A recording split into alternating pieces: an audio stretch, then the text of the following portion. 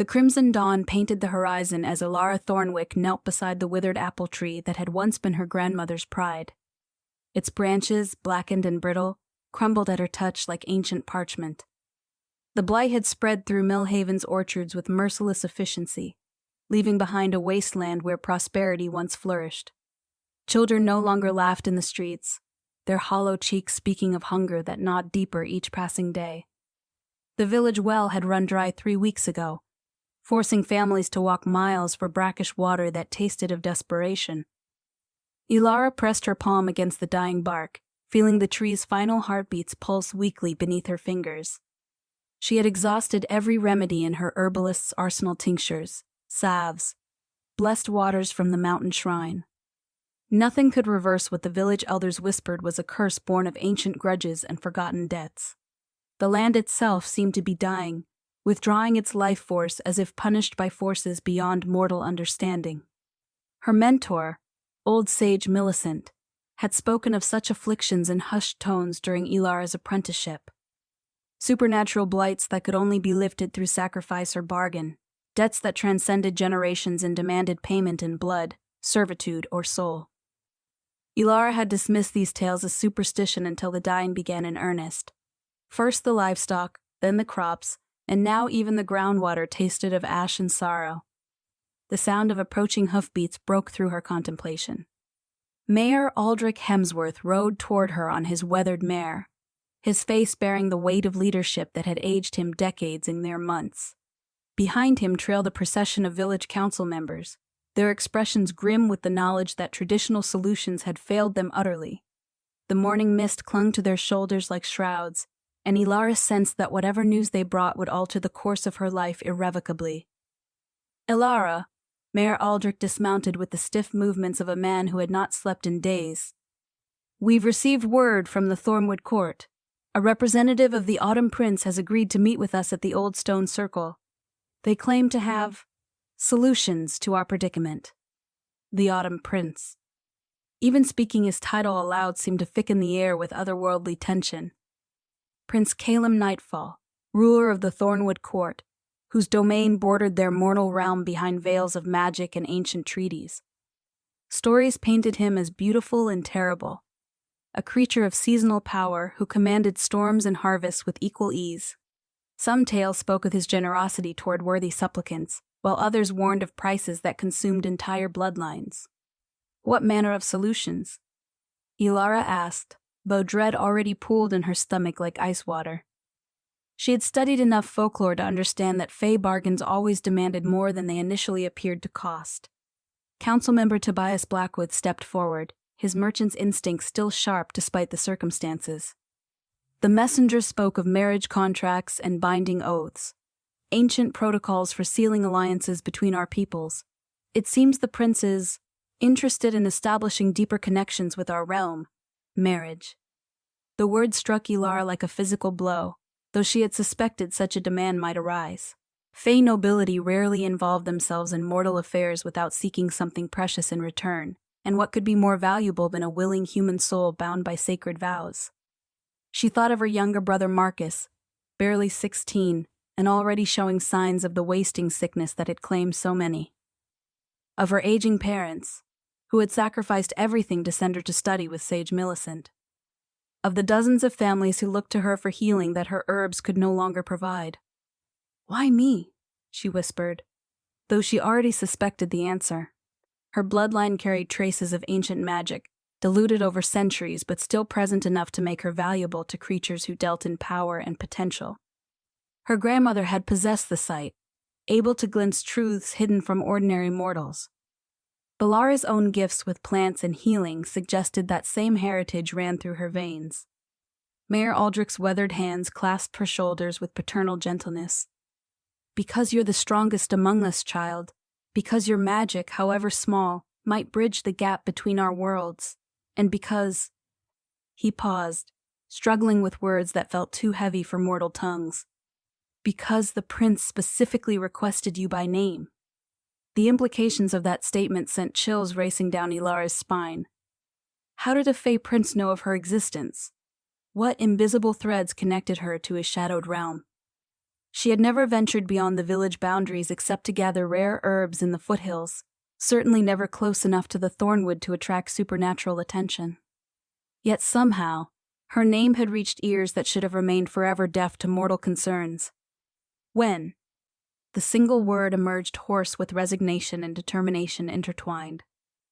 The new moon. 3 days hence. Tobias consulted a scroll bearing seals that seemed to shift and change when viewed directly.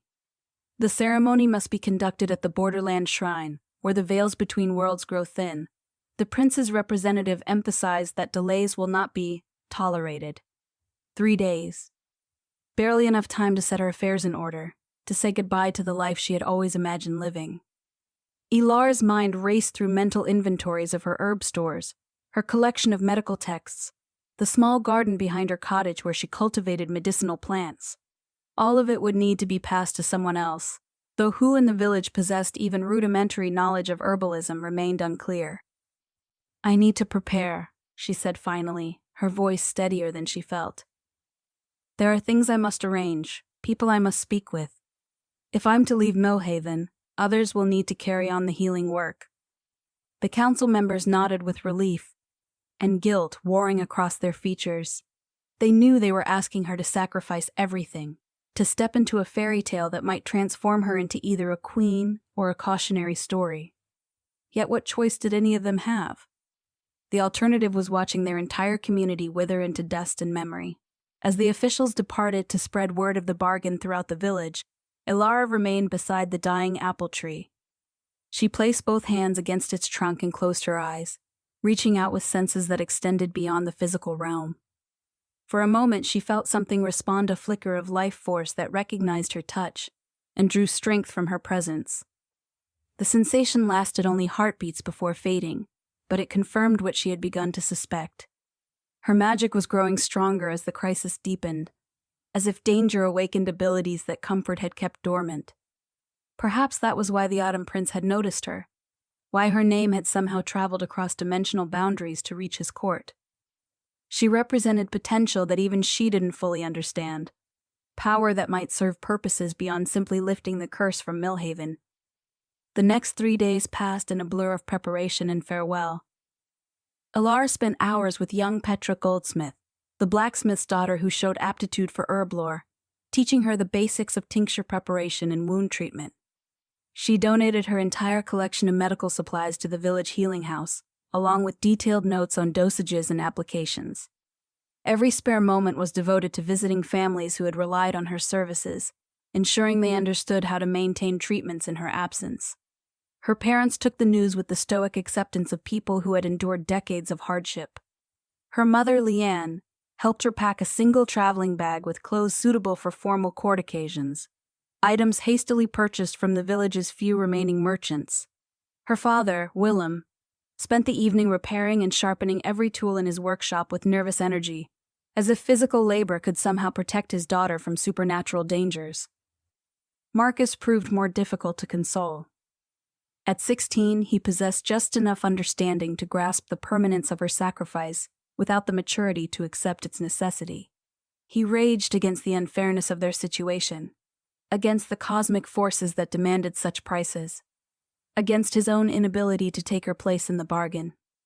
Elara held him while he wept, knowing that his tears reflected her own suppressed grief for the future she was abandoning.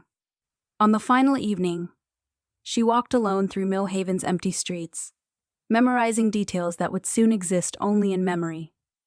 The bakery where she had purchased sweet rolls as a child stood shuttered, its owners among the first families to flee when the blight began.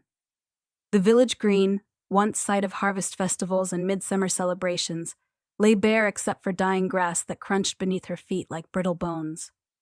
At the edge of town, she paused beside the cemetery where generations of her ancestors rested beneath weathered headstones. Her grandmother's grave bore fresh wildflowers that someone had placed there recently, perhaps recognizing that Elara's sacrifice echoed the same protective instincts that had driven previous generations to shield their loved ones from harm.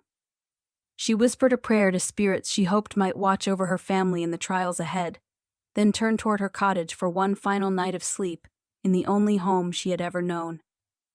Dawn arrived gray and mournful, shrouded in mist, that seemed to emanate from the borderlands themselves. Mayor Aldrich arrived with a carriage borrowed from the next village over, its wheels reinforced with iron and its horses bred for stamina rather than speed. The journey to the shrine would take most of the day, traveling along roads that grew increasingly treacherous as they approached the boundary between realms.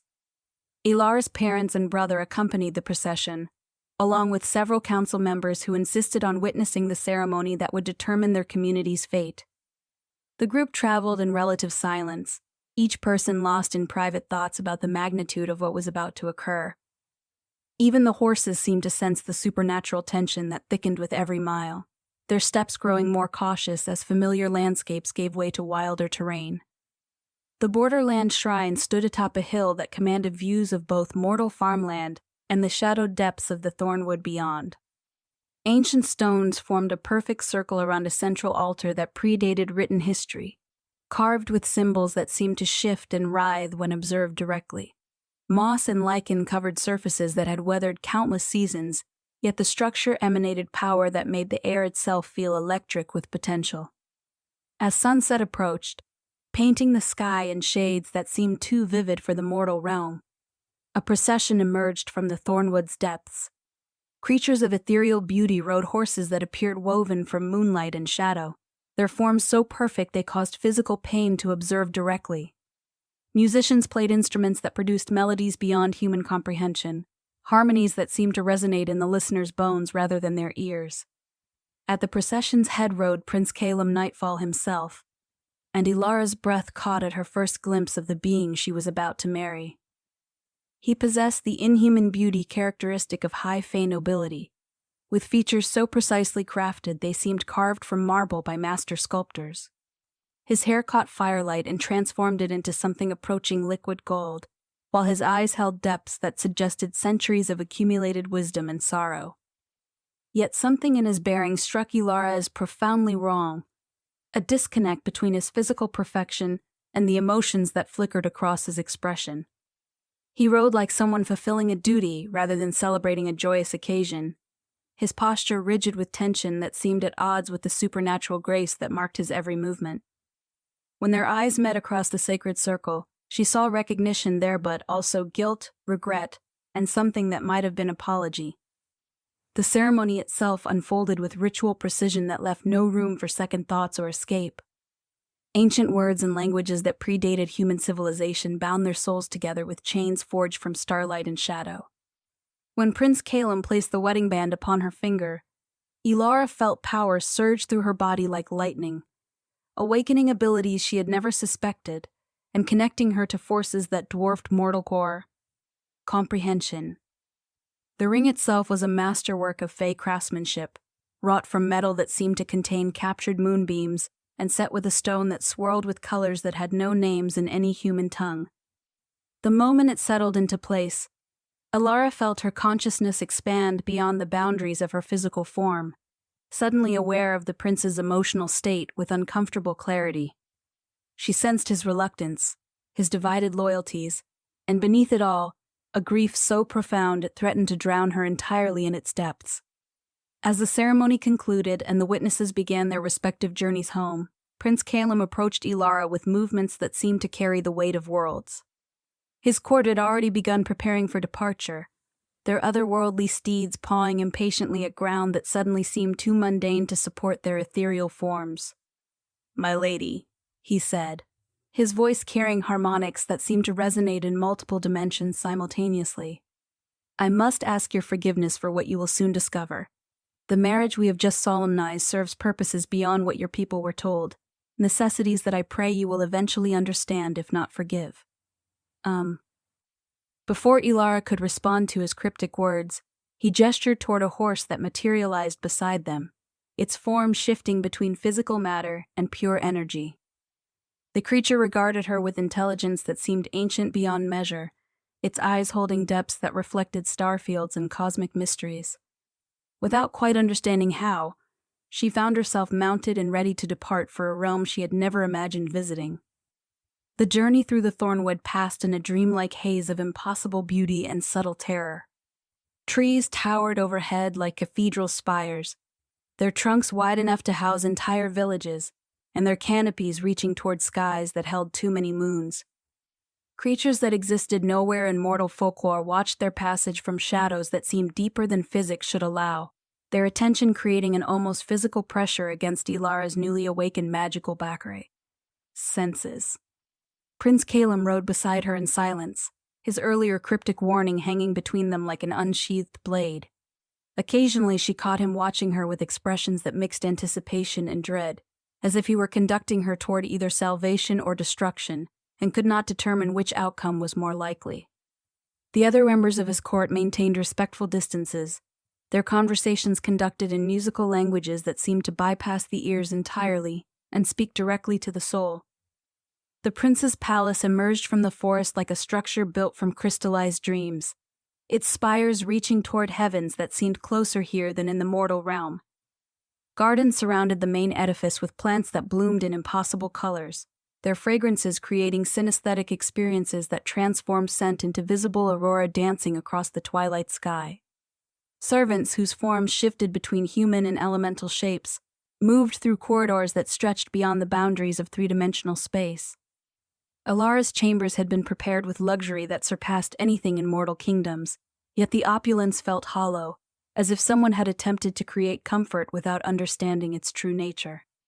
Silks that felt like captured cloud stuff draped windows that looked out onto landscapes that changed depending on the viewer's emotional state. A bath had been drawn from water that seemed to contain fragments of liquid starlight, its warmth penetrating deeper than physical sensation to soothe spiritual exhaustion she hadn't realized she was carrying. As she prepared for what should have been her wedding night, Elara's heightened magical senses began detecting anomalies throughout the palace that suggested her husband's cryptic warnings held more significance than she had initially suspected. Echoes of feminine laughter drifted through walls that should have blocked sound entirely, while shadows in certain corridors held shapes that seemed distinctly human despite the absence of anyone to cast them. Most disturbing of all was the emotional residue that clung to Prince Caelum's personal chambers, the rooms adjacent to her own that she would presumably share as his wife. The very air seemed saturated with longing, loss, and a love so profound it had apparently left permanent impressions on the physical environment. Whoever had occupied those spaces before her departure had meant everything to the prince, their absence creating a void that no amount of political necessity could fill. When Prince Caelum arrived at her chambers near midnight, his usual mask of courtly composure had cracked to reveal the anguish beneath. He entered without ceremony, his movements those of someone who had spent hours gathering courage for a conversation he dreaded beyond measure. The wedding clothes that had made him appear godlike during the ceremony now seemed like costume pieces, elaborate disguises that concealed rather than revealed his true nature. "There is something you must know," he began, his voice carrying harmonics that resonated with guilt and desperate honesty. "Someone you must meet before this deception continues any further. I have bound you to me through necessity, but I will not dishonor you through ignorance of the full situation." He led her through corridors that seemed to reshape themselves according to his emotional state, their architecture flowing like water to accommodate moods that transcended mortal experience. Deeper into the palace they traveled, past chambers that held collections of mortal artifacts spanning centuries, through galleries where paintings depicted scenes that moved and changed when observed directly. The air grew thicker with each step, saturated with magic so dense it felt almost liquid. At the palace's heart lay a garden that existed in perpetual moonlight, its silvered pathways winding between flowering trees that bloomed in shades of blue and violet that had no names in any mortal tongue. At the garden's center stood a gazebo wrought from what appeared to be crystallized music, its surfaces reflecting melodies that had been transformed into visible light. Within that ethereal structure sat a woman whose beauty rivaled that of the prince himself, though her radiance carried undertones of sorrow that seemed to diminish the very starlight around her. She was clearly not entirely human, her features bearing the otherworldly perfection that marked high-born supernatural beings, yet something in her bearing suggested origins different from typical Fey nobility. Her hair fell like liquid silver around shoulders that seemed to glow with their own internal light, while her eyes held depths that reflected lunar cycles and tidal forces. When she looked up at their approach, Elara saw recognition there, along with guilt that matched Prince Caelum's own troubled expression. "Elara Thornwick," the prince said, his voice heavy with centuries of accumulated regret. "I present to you Lady Seraphina Moonwhisper, former High Priestess of the Lunar Court and—" He paused, struggling with words that seemed too small to contain their meaning. "My wife of 1,000 years, bound by oaths that predate your mortal realm and sealed by powers that death itself cannot break." The revelation struck Elara like a physical blow, though part of her had begun to suspect something of this magnitude from the emotional traces that saturated the palace. She found herself staring at a woman who should have been her rival, yet whose presence explained so many of the contradictions she had observed in her new husband's behavior. The prince was already married, had been married for centuries, to someone whose very existence had been concealed from the bargaining process that had brought Elara to this realm. Lady Seraphina rose from her seat with movements that seemed to bend space around her, her form shifting subtly as if she existed in multiple dimensions simultaneously. When she spoke, her voice carried the rhythm of ocean waves and the whisper of wind through ancient groves, harmonics that seemed to resonate with natural forces that predated civilization itself. "Child of the mortal realm," she said, her words weaving patterns in the air that briefly became visible as threads of silver light. "I owe you explanations that no apology can adequately frame. What has been done to you stems from necessity born of ancient curses and debts that span millennia. But that does not diminish the injustice of your situation, or the pain our deception must cause."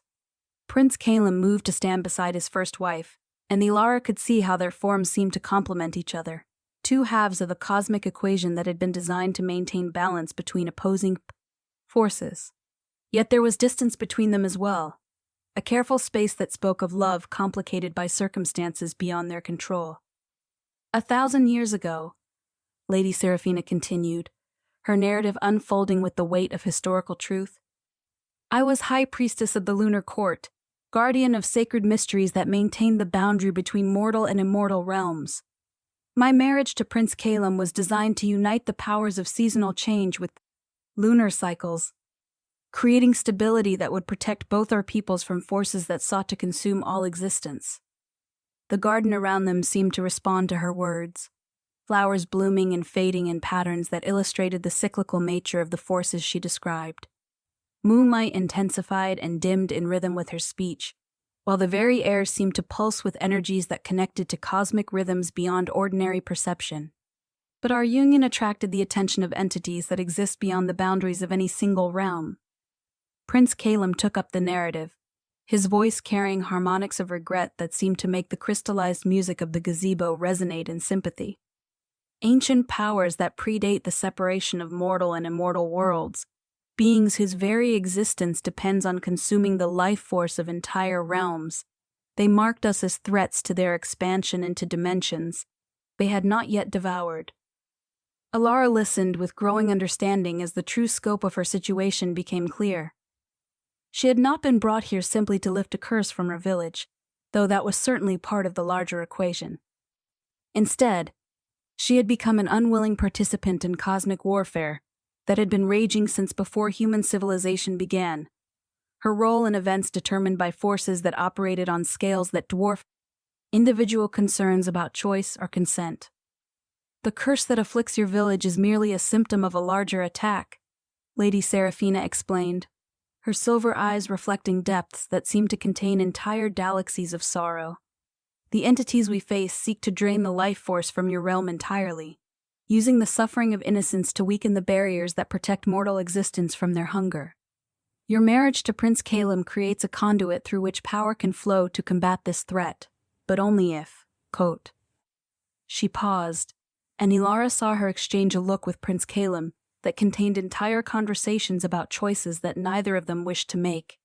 The silence stretched between them like a taut string, vibrating with implications that seemed too terrible for words. "Only if I willingly accept a role in breaking the bonds that tie me to this realm," Lady Seraphina finished, her voice now barely above a whisper. "The entities that threaten your world hold pieces of my soul as hostages, fragments torn away during previous battles that leave me partially under their influence. To fully protect both our peoples, I must venture into their domain to reclaim what was taken, a journey from which return is uncertain." The full magnitude of the sacrifice being asked became clear to Elara in that moment. Prince Caelum had married her not to replace his first wife, but to provide an anchor that might allow Lady Seraphina to risk everything in a battle that could save both their worlds or destroy her entirely. The political marriage that had seemed like simple exploitation was actually a desperate attempt to create the magical framework necessary for a rescue mission that defied every law of supernatural politics. "And if you fail to return?" Elara asked, though she suspected she already knew the answer. "Then Prince Caelum will be free to love again without violating the oaths that bind his very existence," Lady Seraphina replied, her words carrying acceptance of a fate that clearly terrified her despite her serene expression. "Your marriage provides legitimacy for such a union, should the worst occur. You will not be a replacement or a consolation prize, but a beloved partner chosen through necessity that might grow into something genuine, given time and shared purpose." The complexity of emotions that surged through Elara at this revelation defied easy classification. Anger at the deception warred with understanding of the impossible position all of them faced. Sympathy for Lady Seraphina's sacrifice mixed with uncertainty about her own role in events that seemed designed by forces beyond mortal comprehension. Most confusing of all was the growing awareness that Prince Caelum was not the cold, manipulative creature she had initially assumed, but rather someone carrying burdens that would have crushed lesser beings centuries ago. "What choice do I have in this?" she asked, though the question felt rhetorical given the cosmic scale of the forces arrayed around them. "More than you might assume," Prince Caelum replied, stepping forward with expressions that mixed hope and terror in equal measure. "The magical bonds created by our marriage can be dissolved if you choose to return to your mortal realm. Your people's curse will remain, and the entities threatening our worlds will continue their advance, but you would be free to live whatever life remains possible under such circumstances."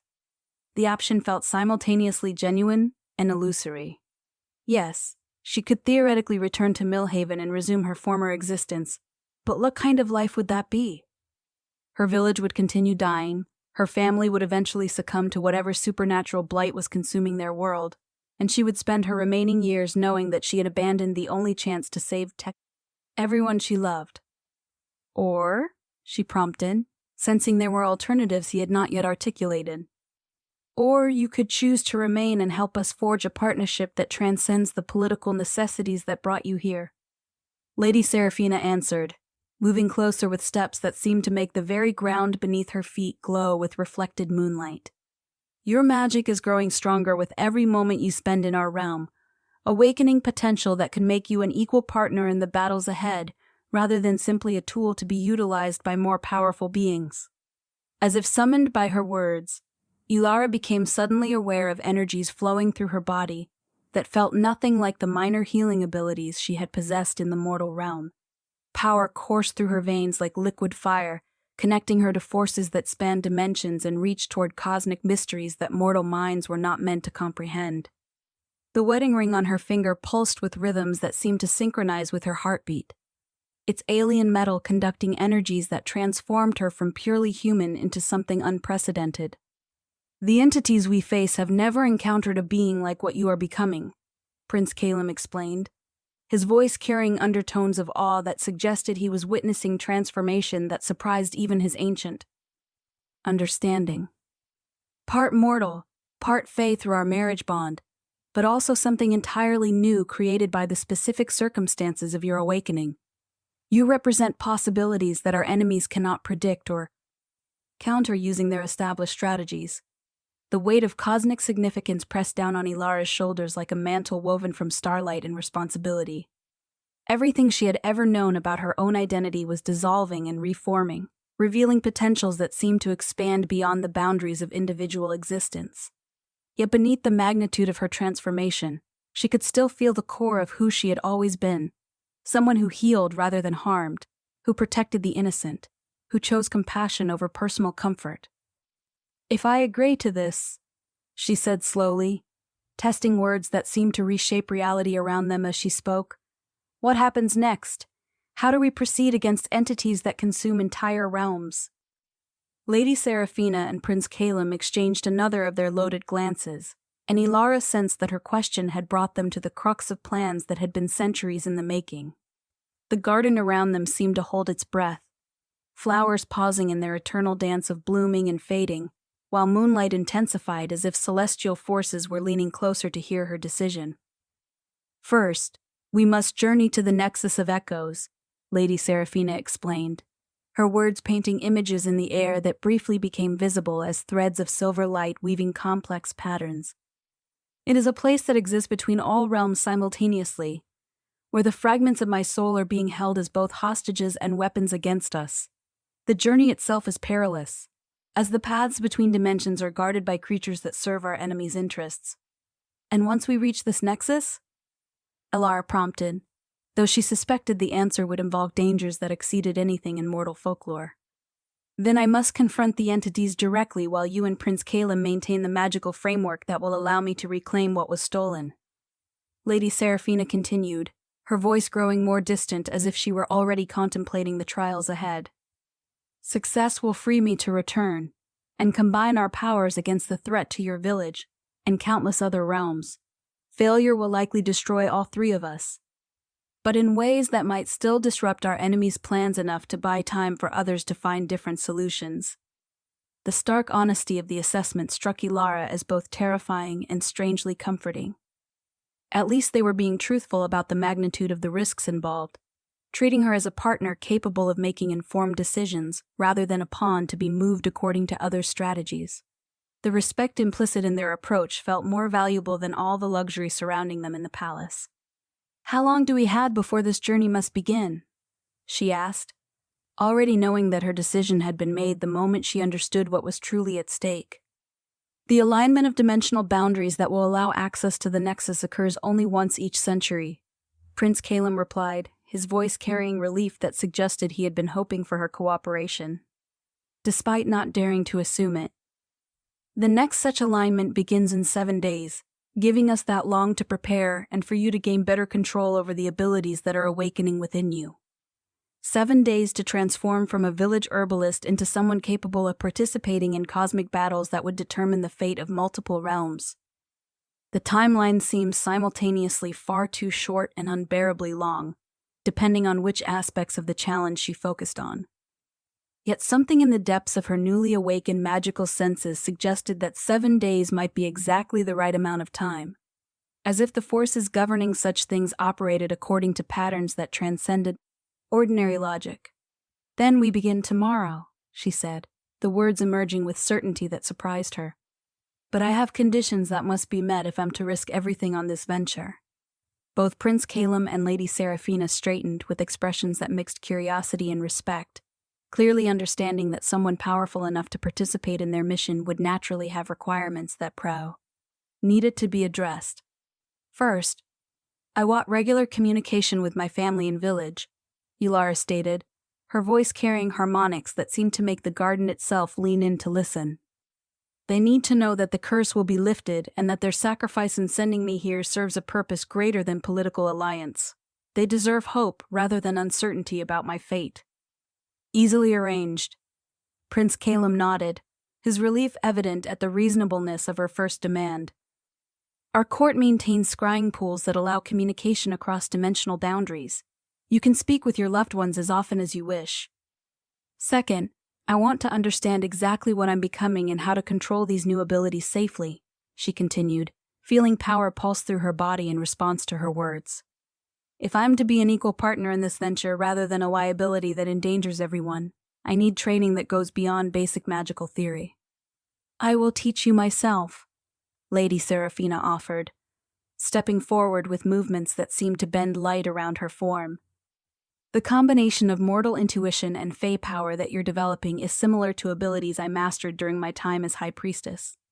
Together, we can explore the full scope of your potential without the risks that come from unguided experimentation." The offer carried implications that Elara was only beginning to understand. Training under Lady Seraphina would create bonds between them that went beyond simple teacher and student, potentially forging the kind of partnership that would be necessary for the trials ahead. It would also require them to work past any romantic jealousy or territorial instincts that might complicate their shared connection to Prince Caelum. "And third," Elara said, pausing to gather courage for her most important demand, I want honesty between the three of us about what we're really feeling. This situation is complicated enough without adding layers of polite deception about emotions that affect our ability to work together effectively." The silence that followed her words seemed to stretch for eternities, filled with implications that none of them had been quite ready to address directly. Prince Caelum and Lady Seraphina stood frozen in tableau, their supernatural composure cracking to reveal the very mortal emotional complexity beneath their otherworldly perfection. "You're asking us to navigate territory that has no precedent in the history of either of our peoples," Prince Caelum said finally, his voice carrying harmonics of uncertainty that seemed strange coming from someone who had ruled for centuries. "The bonds between Seraphina and myself span a millennium of shared experience, while what exists between us is barely hours old. Yet both connections feel equally real, equally important to who I am becoming in response to these circumstances." Lady Seraphina moved to stand beside her husband, close enough that their forms seemed to blend at the edges, yet with careful space that acknowledged the presence of another person in their emotional equation. "For my part, I find myself grateful for your existence in ways that surprise me. I had expected to feel threatened by Prince Caelum's marriage to you, yet instead I see someone whose strength might make it possible for all of us to survive what lies ahead." The honesty in her words struck Elara as both unexpected and deeply touching. Here was someone who could have chosen jealousy or resentment, yet had instead found room in her heart for something approaching genuine affection. The emotional generosity required for such an attitude seemed to speak to the kind of person Lady Seraphina had been before cosmic forces had transformed her into a weapon in battles between dimensions. "I don't know what I feel yet," Elara admitted, her own honesty feeling clumsy compared to their elegant articulations. "Everything is happening too fast for me to process properly. But I know that I care about both of you already, in ways that probably don't make sense given how recently we met. Maybe that's enough to build on while we figure out the rest." The simple truth of her words seemed to break through layers of supernatural complexity that had been building around them, returning their interaction to fundamentally human terms despite the cosmic scale of their circumstances. Prince Caelum smiled for the first time since she had met him, an expression that transformed his otherworldly beauty into something approaching accessible warmth. "Then we begin with honesty and see where it leads us," he said, extending his hands toward both women with gestures that seemed to invite rather than command. "Whatever we become together, it will be something unprecedented in the history of any realm." When Elara took his offered hand, she felt power surge between all three of them, creating connections that seemed to bypass ordinary physical sensation and speak directly to the soul. Lady Seraphina's touch on her other side completed a circuit that felt like stepping into the center of a cosmic catbird dance, their combined energies harmonizing in ways that suggested they were meant to work together despite the unusual circumstances that had brought them to this point. The next 7 days passed in intensive preparation that transformed Elara's understanding of herself and her place in the larger universe. Lady Seraphina proved to be a teacher whose methods combined gentle patience with rigorous standards, guiding her student through exercises that awakened abilities Elara had never suspected she possessed. Under her tutelage, simple healing magic expanded into powers that could influence the fundamental forces governing life and death, growth and decay, hope and despair. Each morning began with meditation in the palace's sacred grove, where trees older than human civilization whispered secrets that only those with awakened magical senses could comprehend. Lady Seraphina taught Elara to listen not just with her ears, but with her entire being, opening herself to communications that flowed through dimensions most mortals never suspected existed. The experience was simultaneously exhilarating and exhausting, requiring her to expand her consciousness beyond the comfortable boundaries of individual identity.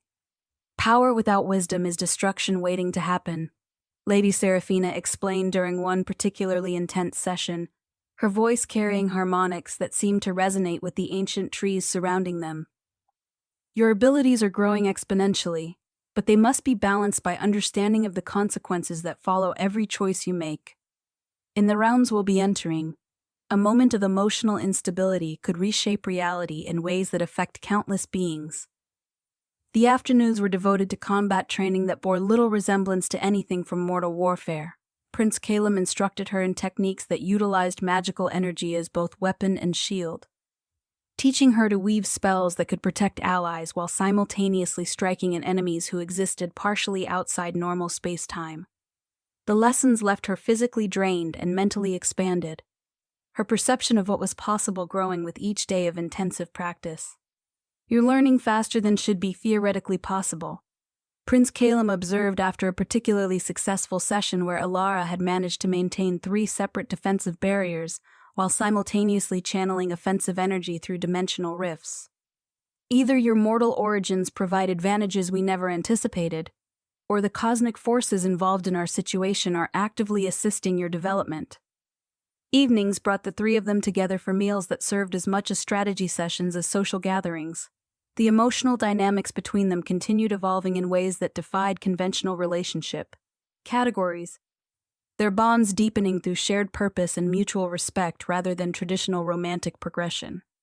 Elara found herself caring deeply for both of her companions, though the exact nature of those feelings remained fluid and undefined.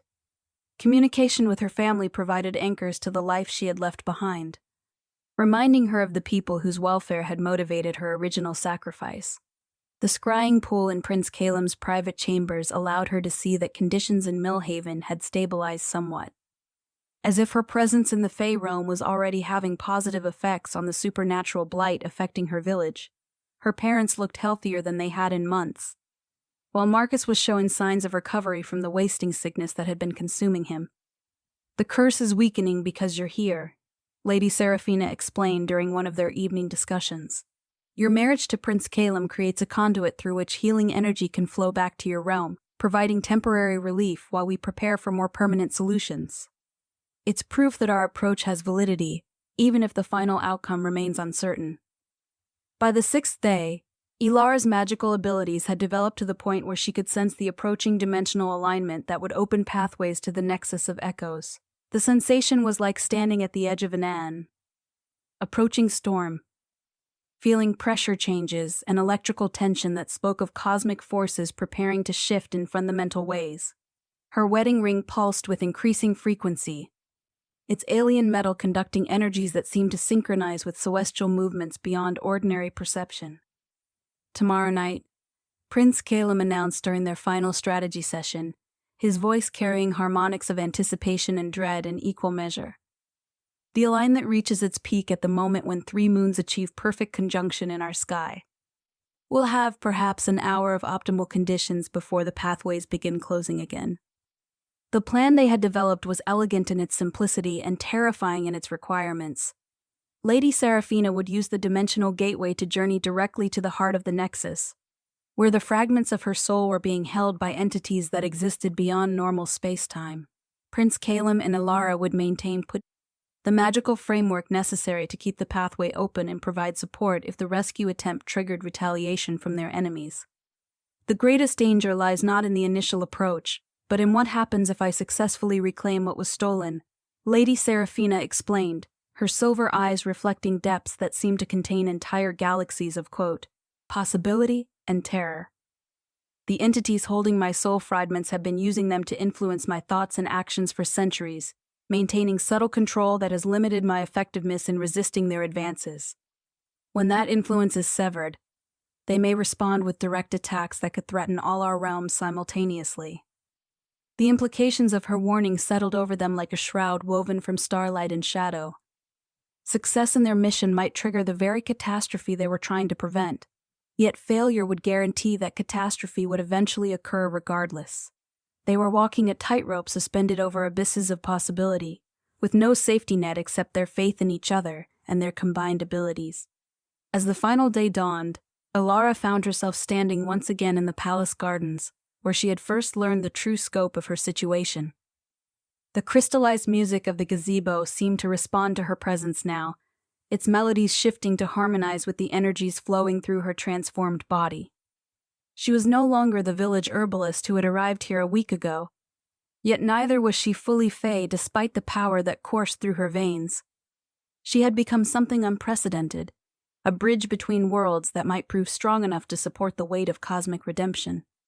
Prince Caelum joined her as the day progressed toward its climactic conclusion, his usual mask of courtly composure replaced by expressions that revealed the depth of his concern for what lay ahead.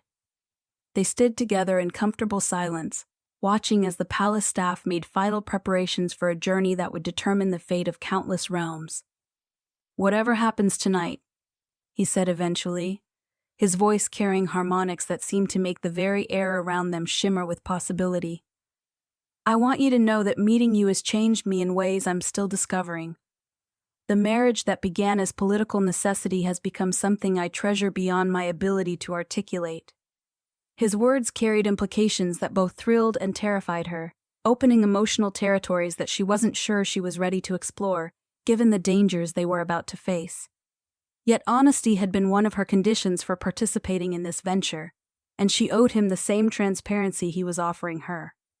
"I never expected to feel this way about someone I was essentially sold to in marriage," she replied, her own voice carrying newfound harmonics that seemed to resonate with the magical energies flowing between them. "But you've shown me possibilities I never imagined, given me purpose that transcends anything I thought my life could accomplish. Whether we survive tonight or not, I'm grateful for these transformations." Lady Seraphina appeared as if summoned by their conversation, her form seeming to coalesce from moonbeams and shadow in the way that had become familiar over the past week. She approached them with movements that seemed to bend space around her, her expression mixing determination with sorrow for what might be their final moments together. "The alignment begins," she announced, though Elara could already feel the cosmic forces involved reaching toward their peak intensity. "It's time to discover whether our hopes are strong enough to overcome powers that have been consuming realms since before mortal civilization began." They made their way to the chamber Prince Caelum had prepared for the ritual, a circular room at the palace's highest point, where walls of crystallized starlight provided unobstructed views of the supernatural sky above. Ancient symbols carved into the floor pulsed with energies that seemed to predate the separation of different realms, while braziers burning with flames that cast no shadows provided illumination that revealed details normally hidden from mortal perception.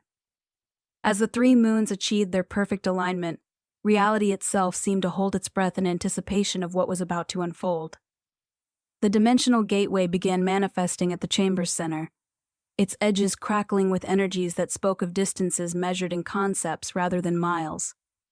Through its shifting aperture, Elara caught glimpses of the nexus of Ekosa Place that existed between all possible worlds simultaneously, where fragments of stolen souls created constellations of anguish that powered entities too terrible for mortal comprehension. Lady Seraphina stepped toward the gateway with movements that seemed to leave traces of silver light in the air behind her. At the threshold between realms, she paused to look back at her companions with expressions that contained entire lifetimes of love, regret, and hope intermixed.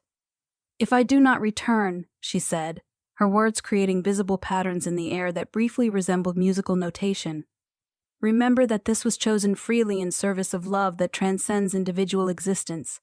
What we attempt tonight serves purposes greater than our personal desires, yet it remains fundamentally about protecting Kath, what we cherish most." Before either Prince Caelum or Elara could respond, she stepped through the gateway and vanished into the swirling chaos of the nexus beyond. The portal remained open behind her, its energies requiring constant effort from both remaining partners to maintain stability.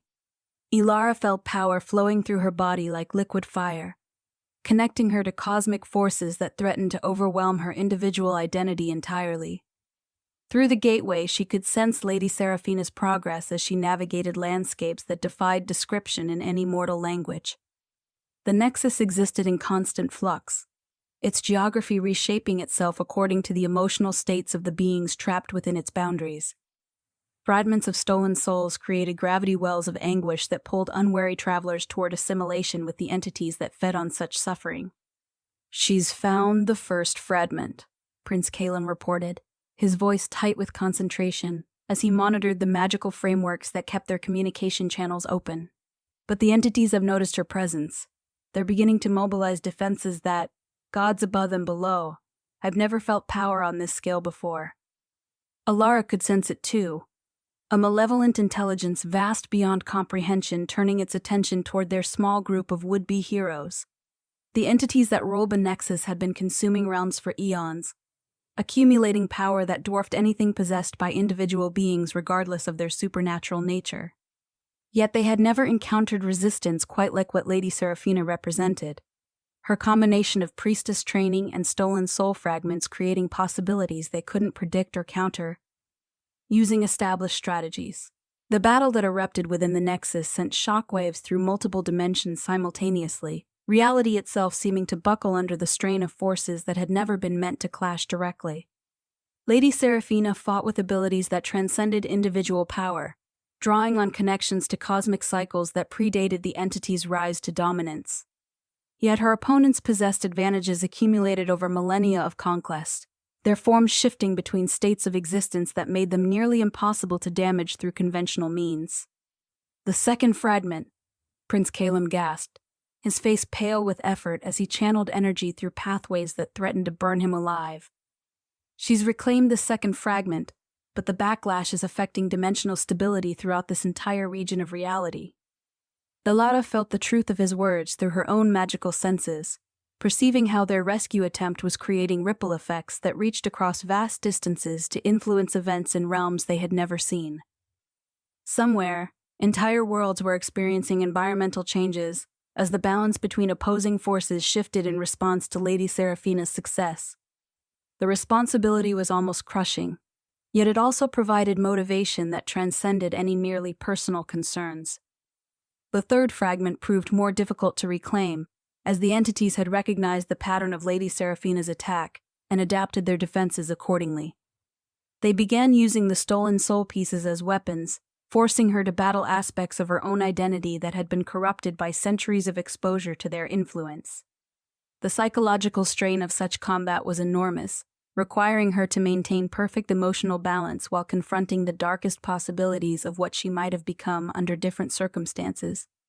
"She's faltering," Elara observed, feeling Lady Seraphina's spiritual energy beginning to waver under the dual assault of external enemies and internal conflicts. The entities are using her own memories against her, creating scenarios where saving herself requires abandoning everyone she's ever cared about. Without conscious thought, Elara began channeling her own power through the dimensional gateway, offering support that transcended the physical limitations that should have made such assistance impossible. Her unique nature as a bridge between realms allowed her to project strength across distances that would have been insurmountable for purely mortal or fey consciousness, her hybrid identity creating possibilities that the entities had never encountered before. The support she provided seemed to be exactly what Lady Seraphina needed to break through the psychological barriers her enemies had constructed. With renewed determination, she thought through illusions designed to make her doubt the worth of her sacrifice, finally reaching the core chamber where her most essential soul fragment was being held by the entity's primary consciousness. What followed was less a battle than a negotiation conducted through forms of communication that existed beyond language or thought. The entities recognized that their hold over Lady Seraphina was breaking and offered bargains that would have allowed them to retain some measure of influence over her in exchange for releasing the stolen fragments. Yet she refused every compromise, demanding complete freedom regardless of the personal cost such liberation might require. "The final fragment," Prince Caelum whispered, his voice barely audible over the cosmic forces raging around them.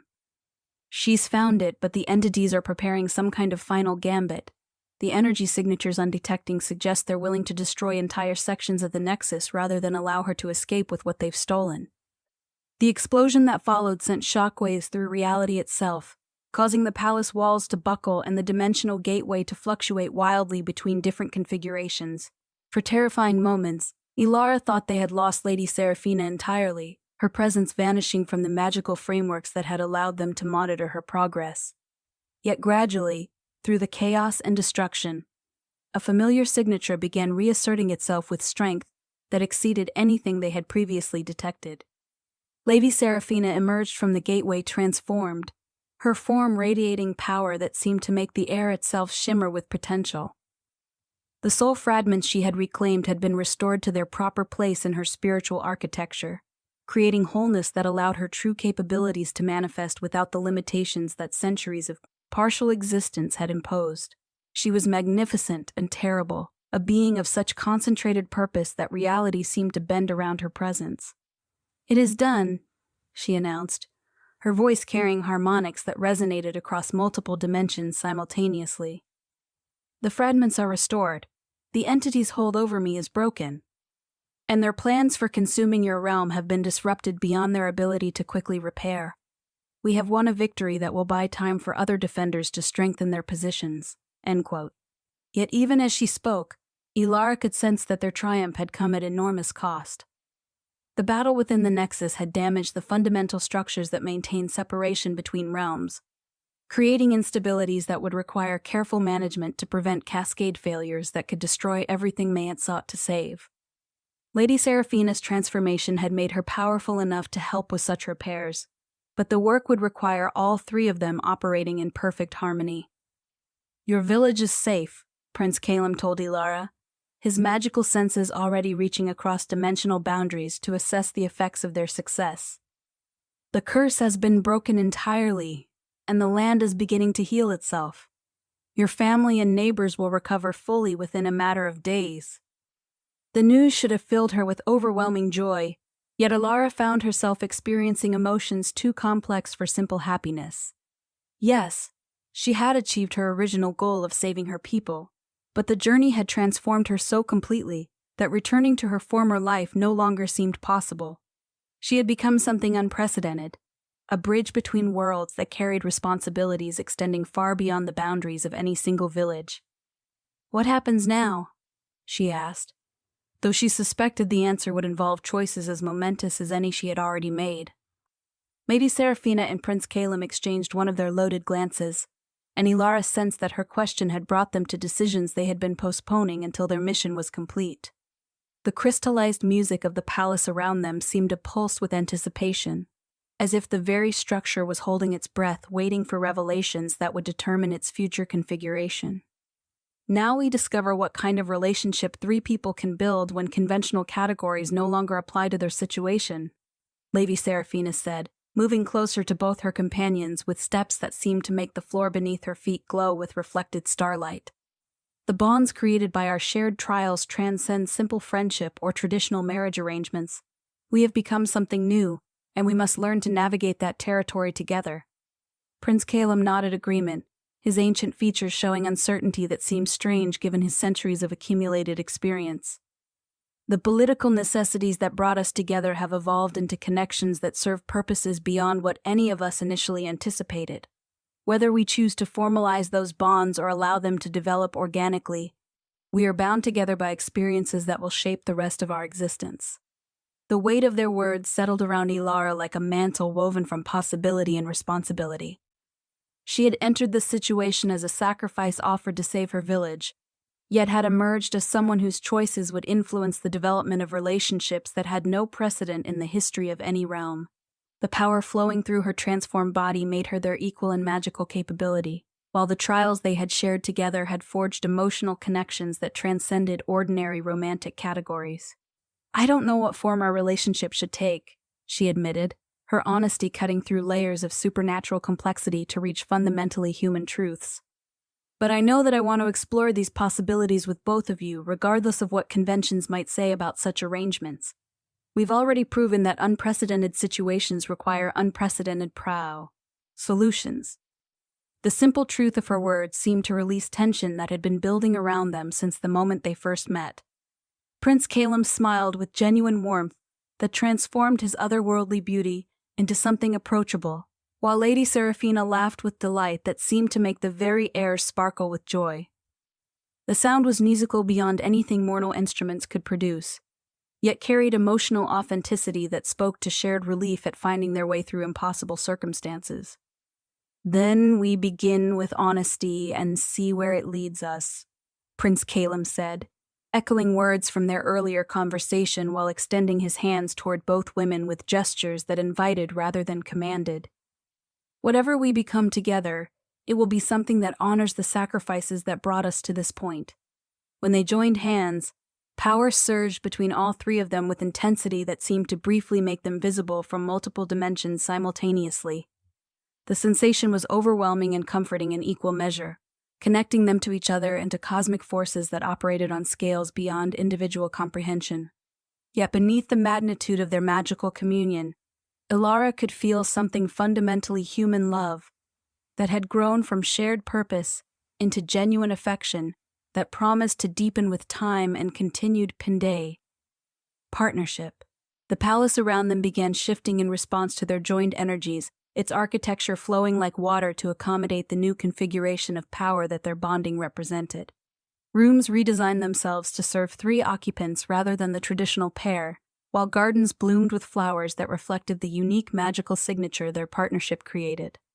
Even the crystallized music that formed the gazebo where they had first confronted the full truth of their situation began playing harmonies that incorporated themes representing all 3 of their individual natures.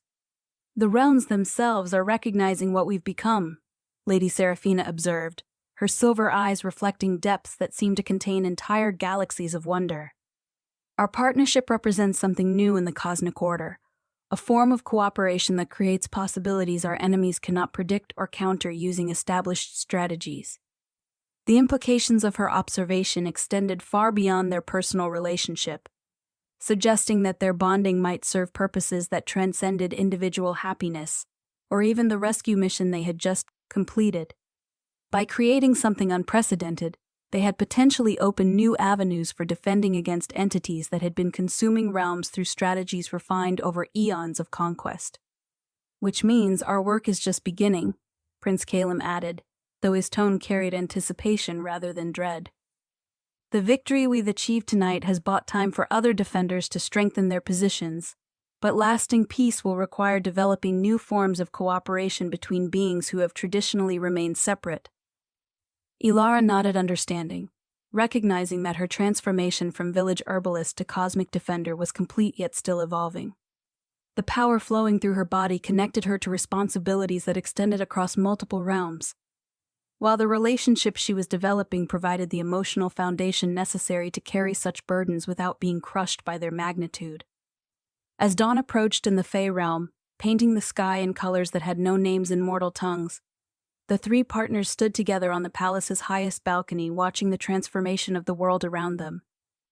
The dimensional instabilities caused by their battle were healing under Lady Seraphina's guidance, while energy flows that had been disrupted for centuries were beginning to resume their natural patterns.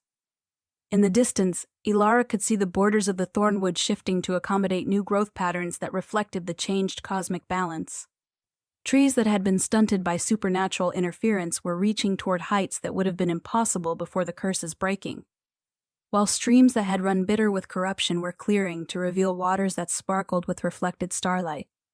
"Your village is waking to its first morning of freedom in generations," Prince Caelum told her, his magical senses reaching across dimensional boundaries to monitor conditions in the mortal realm. "The children are playing in streets where flowers are blooming spontaneously, while their parents discover that crops planted in desperation are suddenly thriving beyond anything they dared hope for." The image he painted filled Elara with joy that seemed to expand beyond the boundaries of individual emotion, connecting her to the happiness of people she might never see again, but would always love.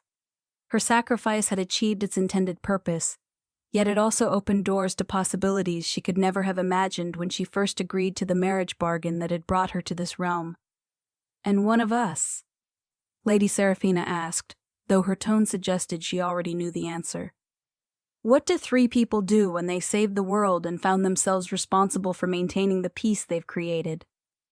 The question hung between them like a challenge and an invitation combined, opening territories that would require all their combined wisdom to navigate successfully. They had proven that unprecedented situations could produce unprecedented solutions, yet the work of building lasting relationships and maintaining cosmic balance would be far more complex than any single rescue mission. "We learn as we go," Elara replied, her words carrying harmonics that seemed to resonate with the fundamental forces governing reality itself. "We face each challenge with honesty, support each other through whatever trials await, and trust that the love we've discovered will prove strong enough to sustain us through whatever adventures lie ahead."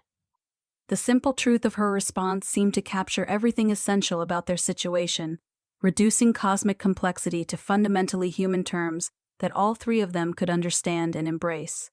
They had found something precious in the midst of impossible circumstances. And whatever form their relationship ultimately took, it would be built on foundations of mutual respect, shared purpose, and affection that transcended conventional categories. As the alien dawn painted the sky in shades of gold and violet that spoke of magic made manifest, Prince Caelum, Lady Seraphina, and Elara stood together on the threshold of a future they would create through their choices rather than one imposed by external forces. The marriage bargain that had begun as political necessity had evolved into something unprecedented, a partnership that honored both individual autonomy and collective strength. Behind them, the palace continued its architectural dance of accommodation, creating spaces that reflected the unique needs of their unconventional household. Gardens bloomed with flowers that responded to all three of their magical signatures, while libraries filled themselves with texts that would help them understand the responsibilities they had inherited through their victory over forces that threatened the stability of multiple realms. "Whatever comes next," Prince Caelum said, his voice carrying harmonics that seemed to make the very air around them shimmer with possibility. "We face it together. The bonds we've forged through trial and choice are stronger than any that could have been imposed through political arrangement or cosmic mandate." Lady Seraphina nodded agreement, her silver hair catching dawn light and transforming it into something approaching liquid starfire.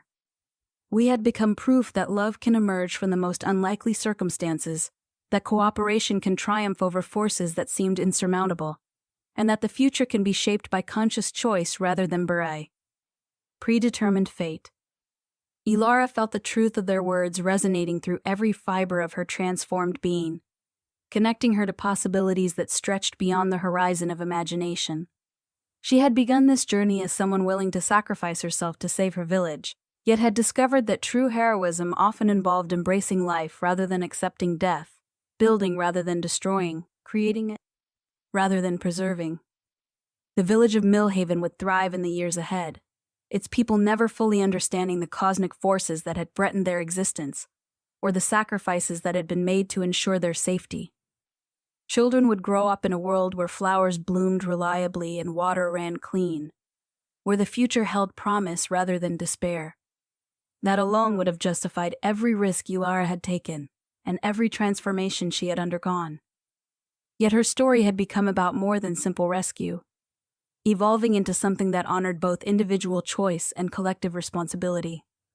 She had found love in forms that transcended conventional definition, purpose that connected her to forces greater than any single realm, and power that came with the wisdom necessary to use it wisely.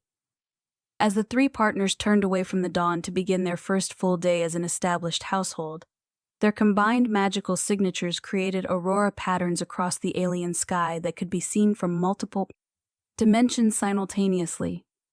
The display served as both celebration of their success and declaration of their continued commitment to defending the peace they had fought so hard to achieve. The future stretched before them, filled with challenges that would test every aspect of their partnership, adventures that would require all their combined abilities, and discoveries about themselves and each other that would continue shaping their relationship in ways they could not yet predict. Yet they faced that uncertainty with confidence born of trials survived and love discovered, knowing that whatever obstacles awaited, they would meet them as equals, united by bonds that had been forged in the crucible of cosmic warfare, and tempered by the choice to build rather than merely survive. In the end, Elara Thornwick had indeed married a Fey prince to save her village, but she had also saved herself, her husband, his first wife, and countless beings across multiple realms whose existence had been threatened by forces beyond mortal comprehension. More importantly, she had discovered that the most powerful magic was not the ability to command cosmic forces, but the courage to open one's heart to possibilities that transcended every convention and limitation that had previously defined the boundaries of the possible. The story that had begun with a desperate bargain concluded with a love triangle that became a love triad, a political marriage that evolved into genuine partnership, and a rescue mission that opened doorways to adventures that would span the rest of their very long lives. In choosing to save her village, Elara had found herself, and in finding herself, she had helped create something unprecedented in the history of any realm a family built, not on tradition or convenience, but on the conscious choice to love beyond every boundary that had previously constrained the imagination.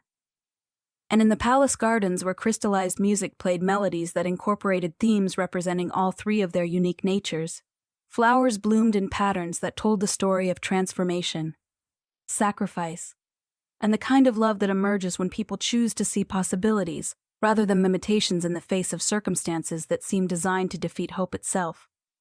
It was a story without ending, because the best love stories never truly conclude, they simply continue growing, deepening, and discovering new ways to honor the magic that brought them into being in the first place.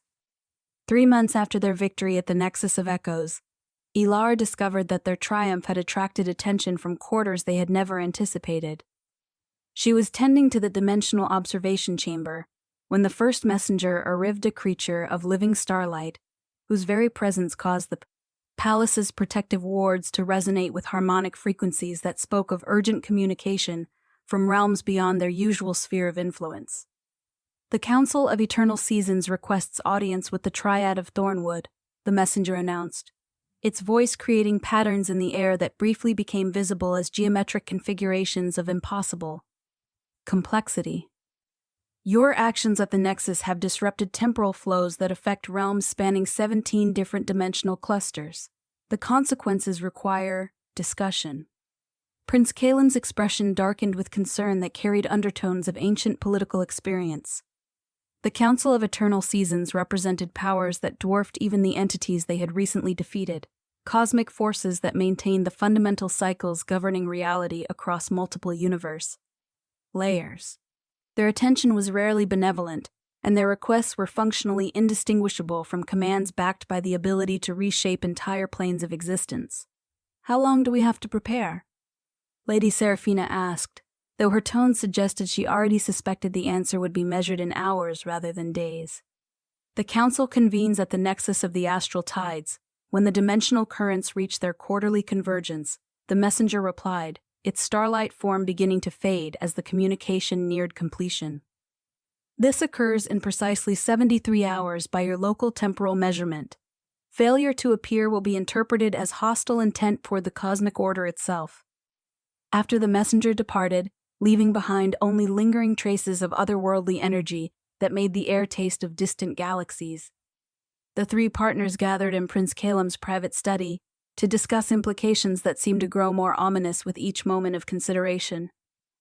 Maps of interdimensional space covered the walls, their surfaces shifting to display current conditions in realms they had never heard of, while ancient texts provided historical context for the kinds of judgments the Council typically rendered. "They're going to hold us responsible for every unintended consequence of saving Lady Seraphina's soul fragments." Elara realized, her newly developed cosmic awareness allowing her to perceive patterns that would have remained invisible to her mortal consciousness. "The disruption we caused wasn't confined to the entity's realm, it propagated through dimensional networks that connect to systems we never knew existed." Prince Caelum nodded grimly, his fingers tracing pathways across maps that showed energy flows between realities. "The Council operates on scales that make individual lives seem infinitesimally small. They maintain stability across cosmos that contain billions of inhabited worlds, and they view any disruption of their systems as a threat to existence itself. What felt like victory to us may register as cosmic vandalism from their perspective." Lady Seraphina moved to examine texts that detailed previous council interventions, her expression growing more troubled as she absorbed information about their typical methods of addressing perceived threats. They had the authority to erase entire timelines if they deemed them too disruptive to universal harmony. Beings who displease them don't simply die fey, cease to have ever existed. Their histories rewritten to eliminate any trace of their impact on reality. The magnitude of the threat they faced exceeded anything from their previous adventures. Yet Elara found herself responding with determination rather than despair. The power flowing through her transformed body had continued growing since their return from the Nexus, connecting her to forces that operated on scales approaching those commanded by the Council itself. More importantly, their partnership had proven capable of achieving impossible things when they worked in perfect coordination. "Then we convinced them that what we did serves the greater good," she said, her voice carrying harmonics that made the study's crystalline walls resonate with sympathetic vibrations. "We demonstrate that our actions, however disruptive in the short term, contribute to long-term stability by eliminating threats that would have eventually consumed entire dimensional clusters. The next 3 days were devoted to preparation that combined intensive research with magical exercises designed to enhance their ability to operate as a unified entity when confronting powers beyond individual comprehension. Lady Seraphina shared techniques she had learned during her centuries as High Priestess, methods for maintaining personal identity while participating in group consciousness that spanned cosmic scales. Prince Caelum contributed strategic knowledge gained through millennia of supernatural politics, while Elara provided insights that her unique nature as a bridge between realms made possible. They also spent considerable time strengthening the emotional bonds that formed the foundation of their partnership, recognizing that facing the council would require levels of trust and coordination that exceeded anything they had previously achieved. The crystallized music camp that filled their shared chambers began incorporating new harmonies that reflected their deepening understanding of each other's strengths and vulnerabilities, creating soundscapes that seemed to make their very souls resonate in sympathy. Whatever the council decides, Prince Caelum declared during their final evening of preparation, we face it together. The bonds we forged transcend their authority to define or dissolve, regardless of what power they might wield over the physical structures of reality. Lady Seraphina took his hand while reaching for Elara's with her other, completing the circuit that had become their signature method of sharing power and emotional support. We have become something new in the cosmic order, and newness always challenges those who derive their authority from maintaining established patterns. Yet newness is also the source of growth, adaptation, and evolution that prevents universal stagnation. Elara felt strength flowing between all three of them, their combined energies creating harmonics that seemed to extend beyond the palace walls to touch the fundamental forces governing their realm. Then let's show them that destruction in service of justice deserves recognition rather than punishment, that innovation can serve cosmic harmony better than rigid adherence to outdated systems. The journey to the nexus of the astral tides required modes of transportation that transcended ordinary concepts of movement through space. They traveled via pathways that existed between dimensions, riding currents of pure possibility that connected distant points in the cosmic web through routes that bypassed normal geography entirely. The experience was simultaneously exhilarating and nauseating, requiring constant focus to maintain individual identity while their consciousness expanded to encompass perspectives that span multiple universe layers. The council's meeting ground manifested as a structure that seemed to be built from crystallized time itself, its surfaces reflecting not light but moments past, present, and potential future configurations of reality that shifted according to the observer's expectations and fears. Representatives from realms Elara had never imagined surrounded the central amphitheater, beings whose forms challenged every assumption about what consciousness could inhabit while still maintaining coherent identity. At the assembly's heart sat the Council of Eternal Seasons themselves, entities so fundamental to cosmic function that their true forms remained invisible even to enhanced magical perception. They manifested as seasonal archetypes: spring as endless growth, summer as perfect fulfillment, autumn as necessary change, winter as the peace that comes with completion. Yet these representations felt like crude approximations of intelligences that operated on scales beyond mortal comprehension. Agents of disruption. The voice of cosmic winter spoke, its words creating frost patterns in the air that briefly became visible before dissolving into component atoms. You have altered flows that took eons to establish, damaged systems that maintained stability across 17-dimensional clusters, and introduced variables that threatened the predictability essential to universal harmony. The accusation hung in the crystallized air like a sword waiting to fall, its implications clear even without explicit threats about the consequences that might follow judgment of guilt. Yet Prince Caelum stepped forward with the dignity that had sustained him through centuries of supernatural politics, his bearing radiating respect without submission. "Honored guardians of cosmic order," he replied, his voice carrying harmonics that seemed to resonate with the fundamental frequencies governing reality itself. "We acknowledge that our actions produce consequences that extended beyond our immediate intentions. Yet we would argue that these disruptions serve the greater harmony by eliminating threats that would have eventually consumed the very systems you seek to protect." Lady Seraphina moved to stand beside him, her presence adding weight to their argument through the authority she had earned as High Priestess of forces that predated the current cosmic arrangement. The entities we defeated at the Nexus of Echoes had been systematically consuming realms for millennia, growing stronger with each victory, and developing capabilities that would have eventually challenged even your authority. Our intervention disrupted their plans and eliminated a threat to universal stability that far exceeded any temporary chaos our methods might have caused. Elara completed their triangular formation.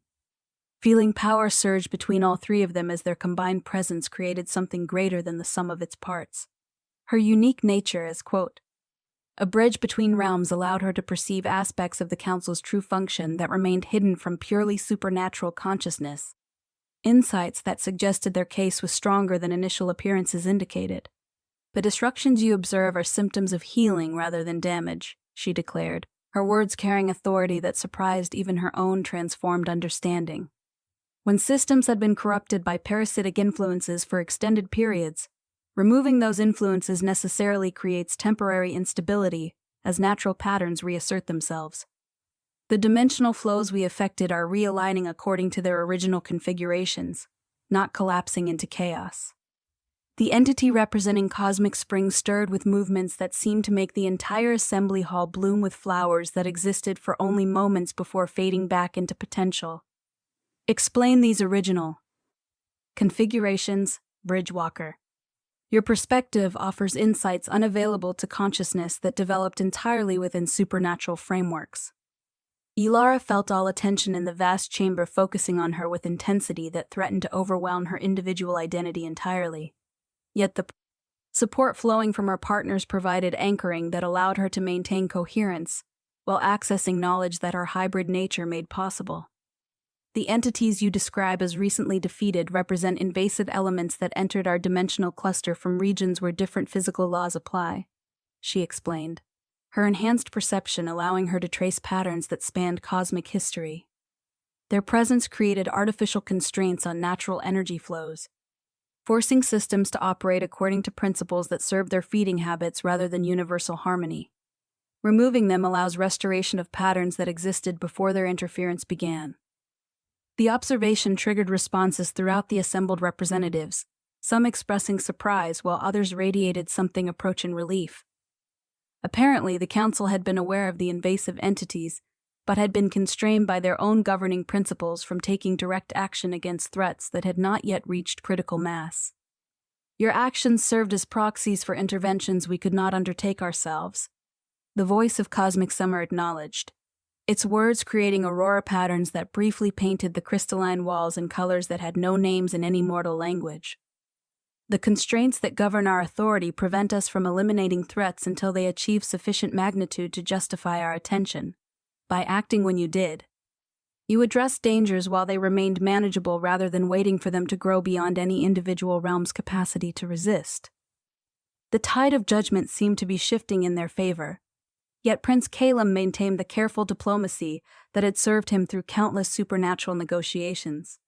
We understand that our methods were unorthodox by cosmic standards, yet we would argue that unorthodox problems require unorthodox solutions, and that innovation in service of universal harmony deserves recognition rather than punishment. The entity representing Cosmic Autumn manifested more clearly than its companions, its form suggesting a being that understood the necessity of change even when such transformation proved temporarily disruptive. The question before us is not whether your actions served beneficial purposes, but whether the precedent they establish threatens the stability of systems that depend on predictable responses to cosmic threats. Lady Seraphina inclined her head with respect that acknowledged the validity of their concern while maintaining confidence in their position. The precedent we establish is one of individual realms taking responsibility for cosmic defense when larger authorities cannot act directly, rather than threatening universal stability. This demonstrates that the system contains self-correcting mechanisms that operate independently of centralized control. The implications of her argument seem to resonate through the assembled representatives, many of whom belong to realms that had faced similar threats without access to the kind of support that higher authorities could provide. The idea that individual initiative might serve cosmic harmony better than passive dependence on distant powers opened possibilities that challenged fundamental assumptions about how universal defense should operate. You propose a model of distributed responsibility that supplements rather than replaces existing authority structures. The voice of cosmic winter observed, its tone carrying undertones that might have been approval mixed with concern about unintended consequences. Such an approach offers advantages in responding to threats that develop faster than centralized systems can address, yet it also creates risks of uncoordinated actions that might work at cross purposes. Elara sensed that they had reached the crucial moment in their defense, the point where abstract philosophical arguments would give way to practical considerations about implementation and oversight. Her unique perspective as someone who had recently undergone transformation from mortal to cosmic awareness provided insights about adaptation that pure supernatural consciousness might overlook. Then establish frameworks for coordination that honor both individual initiative and collective wisdom, she suggested, her words creating patterns in the air that seemed to resonate with the fundamental frequencies governing the assembly hall itself. Create communication networks that allow realms facing similar threats to share information and coordinate responses, while maintaining the authority of bodies like yours to intervene when situations exceed local capacity to manage. The proposal seemed to strike a balance that addressed the Council's concerns while validating the approach that had brought the three partners to this moment. Representatives throughout the chamber began communicating through methods that bypassed conventional language, their discussions creating symphonies of light and sound that painted the crystalline walls with abstract patterns representing different strategic possibilities. Your suggestion has merit, the voice of Cosmic Spring finally announced, its words causing new growth to sprout throughout the assembly hall in configurations that seemed to illustrate principles of cooperative development. We propose a trial period during which your realm will serve as a prototype for the distributed defense model you describe. Success in this role will establish precedents that other realms might follow, while failure will demonstrate the necessity of maintaining centralized control over cosmic security. The terms they offered were more generous than any of the three partners had dared hope for, yet they also carried responsibilities that would transform their lives in ways they were only beginning to understand. Serving as a prototype for cosmic defense meant accepting scrutiny from authorities that operated on scales beyond individual comprehension, while shouldering burdens that would affect the welfare of countless beings across multiple dimensional clusters. We accept these terms, Prince Caelum replied without hesitation, speaking for all three of them with authority that their partnership bond made legitimate. Our realm will demonstrate that individual initiative guided by cosmic wisdom can serve universal harmony more effectively than passive dependence on distant authorities. The formal conclusion of their hearing involved rituals that seemed to rewrite portions of reality itself, establishing new categories of cosmic law that recognized their unique status while binding them to responsibilities that transcended their personal welfare. When the ceremonies ended and they found themselves transported back to their own realm, all three partners felt the weight of transformation that exceeded even their previous experiences of change and growth. We're no longer simply defenders of our own interests, Lady Seraphina observed as they materialized in the palace gardens where their relationship had first taken its unprecedented form. We've become representatives of principles that could reshape how cosmic defense operates across multiple universe layers. Prince Caelum nodded agreement, his expression mixing pride with sober recognition of the challenges that lay ahead. Other realms will be watching our performance, ready to emulate our methods if we succeed or use our failure as justification for maintaining traditional approaches. The pressure to prove ourselves will be enormous. Elara felt the truth of their observations through magical senses that continued expanding with each new challenge they faced. Yet she also perceived opportunities that their transformed status created, possibilities for building connections between realms that had previously remained isolated due to lack of communication frameworks or mutual understanding. Then we make sure we succeed, she declared, her voice carrying harmonics that seemed to make the entire palace resonate with renewed purpose. We build the networks the council suggested, establish protocols for cooperation between realms facing similar threats, and demonstrate that coordination based on mutual respect works better than rashi systems based on hierarchical authority.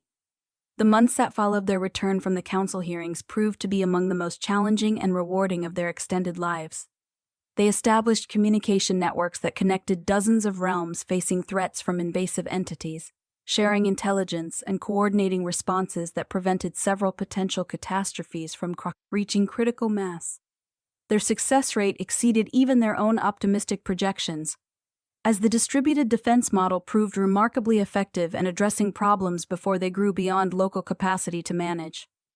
Yet their greatest achievement was not in the realm of cosmic politics, but in the continued evolution of their personal relationship, which had become a source of strength that sustained them through challenges that would have overwhelmed any individual consciousness. The love they had discovered in the midst of impossible circumstances had deepened into something that transcended every conventional category, creating bonds that served as both sanctuary and foundation for their expanded responsibilities.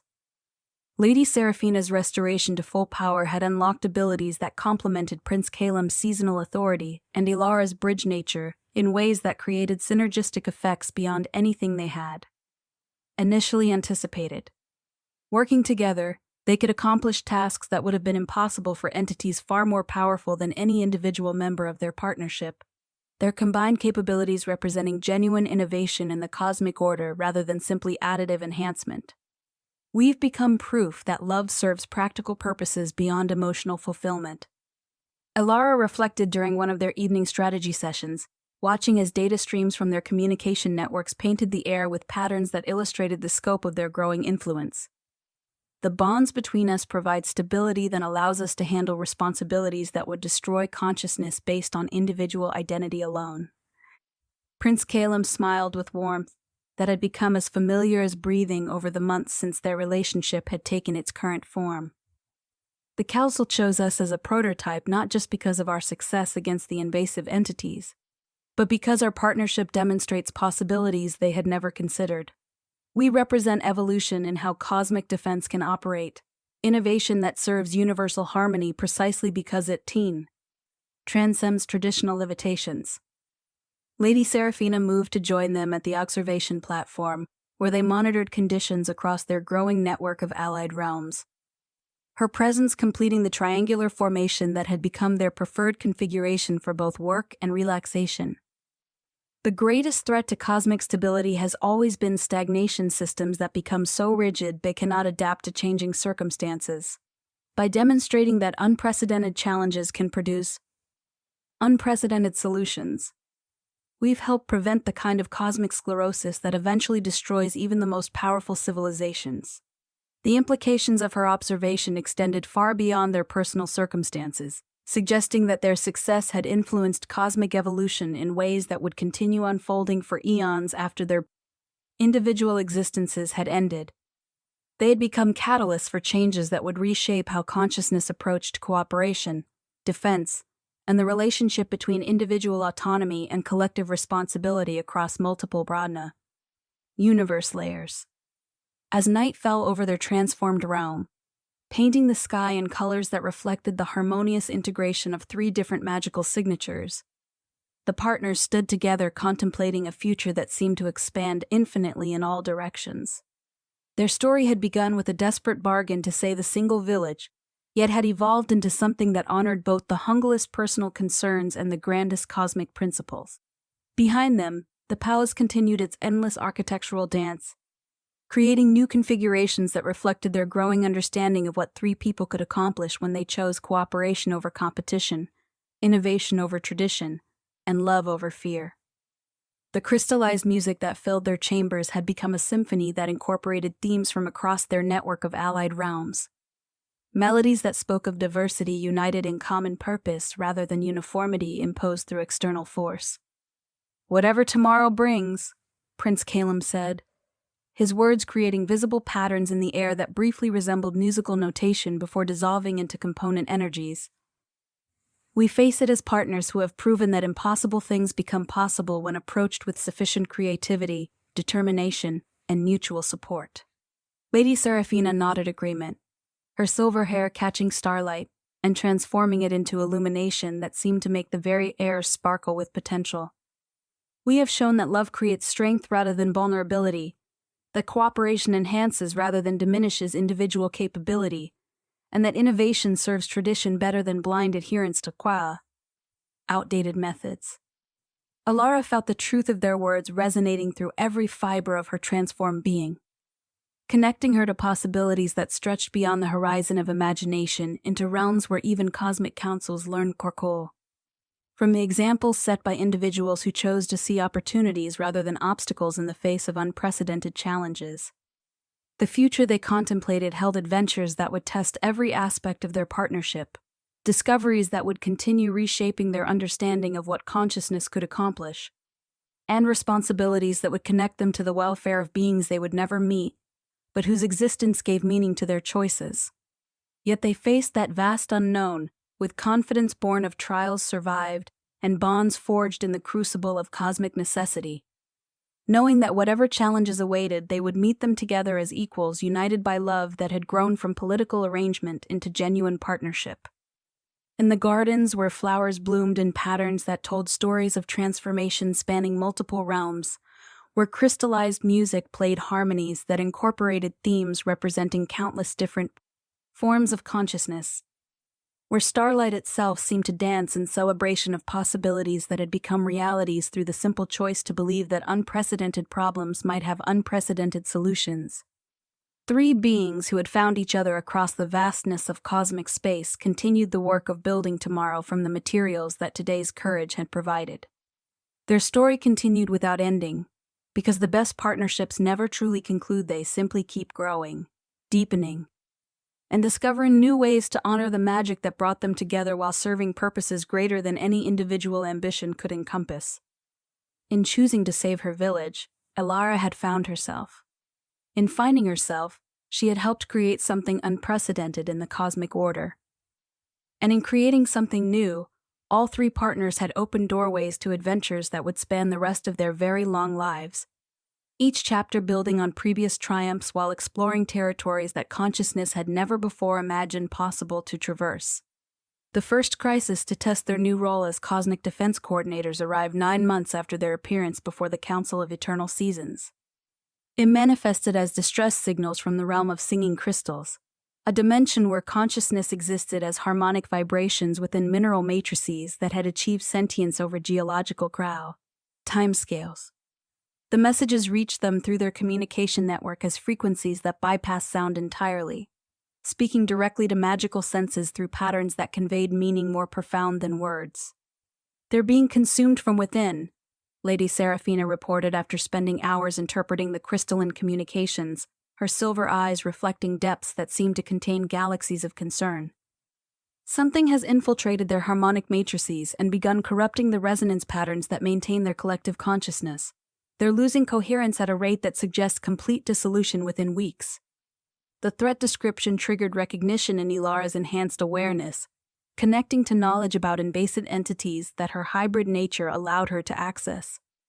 These were not the same creatures they had defeated at the Nexus of Echoes, but related organisms that operated according to similar principles of parasitic consumption.